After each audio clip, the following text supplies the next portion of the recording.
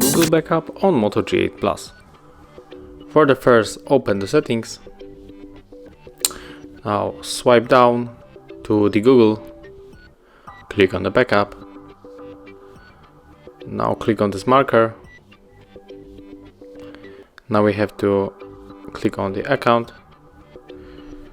Of course, we have to turn on Wi-Fi, because without Wi-Fi we cannot connect to the Google servers.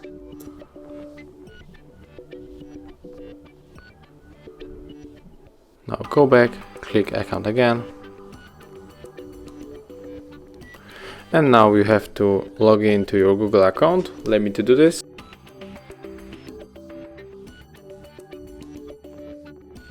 Okay, now press on the accept. Click OK. And now you can click backup now. And now you have just to wait until all the stuff back to your phone. So thank you for the watching. Leave likes, subscriptions and comments below.